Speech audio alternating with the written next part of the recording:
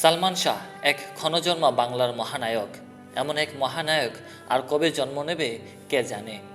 বাংলা চলচ্চিত্রের মাধ্যমে খুব অল্প সময়ে সবার হৃদয়ে জায়গা করে নিয়েছিলেন তিনি। তার স্টাইল, তার অভিনয়, তার ব্যক্তিত্বর কারণে তিনি মাত্র কয়েক বছরে হয়ে গেছিলেন মহানায়ক। সালমান শাহর জন্ম 1971 সালের 19 সেপ্টেম্বর বাংলাদেশের সিলেট শহরে দাঁড়িয়েপ্রস্থ তার নানা বাড়ি আবে হায়াত ভবন, যা এখন সালমান শাহ ভবন হিসেবে পরিচিত। তার পিতা কমরউদ্দিন চৌধুরী ও মাথা নীলা চৌধুরী।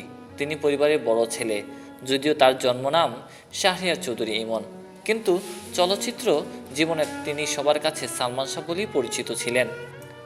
সিলেটের এই সালমান শাহ ভবনে গেলে দেখা যায় তার মামা সালমান শাহ স্মৃতি আজও ধরে রেখেছেন। দেয়ালে রয়েছে তার ছবি, যে দোলনায় বসতেন আছে সেই দোলনা। বড় পরিপাটি করে সালমান শাহ জায়গাগুলো তিনি রেখেছেন। সালমান শাহ পড়াশোনা করেন খুলনার বয়রা মডেল হাই স্কুলে। একই স্কুলের চিত্রনায়িকা মৌসুমী তার সহপাঠী ছিলেন। 1987 সালে তিনি ঢাকা ধানমন্ডি আরব মিশন স্কুল থেকে ম্যাট্রিক পাশ করেন।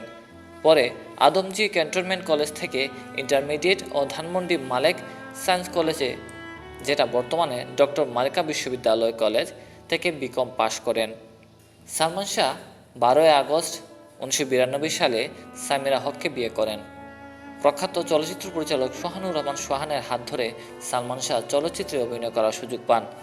প্রযোজনা প্রতিষ্ঠান আনন্দমেলা, সনম বেবাফা, দিল ও কিয়ামত সে কিয়ামত তাক 3টি হিন্দি ছবির কপিরাইট নিয়ে আসেন সোহানুর রহমান সোহান।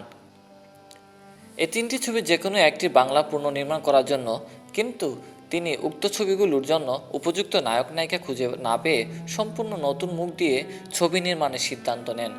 নায়িকা হিসেবে মৌসুমীকে নির্বাচিত করলেও নায়ক খুঁজে পাচ্ছিলেন না। তারপর ইমন নামে একটি ছেলের সন্ধান পান। প্রথম দেখাতেই তাকে পছন্দ করে ফেলেন পরিচালক এবং সনম বেবাফা ছবির জন্য প্রস্তাব দেন। কিন্তু যখন ইমন কিয়ামত সে কিয়ামত তাক ছবির কথা জানতে পারেন, তখন তিনি উক্ত ছবিটির অভিনয়ের জন্য আগ্রহ প্রকাশ করেন।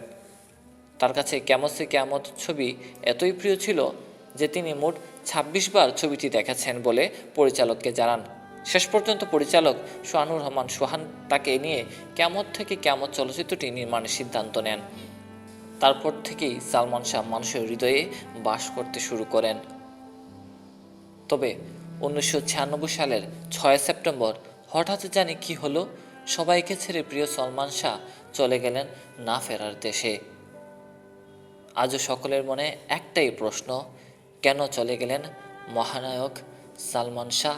কি ছিল তার অভিমান? কি ছিল তার চলে যাওয়ার পেছনের রহস্য? Sakib Ahmed Mithu, Bangla view TV.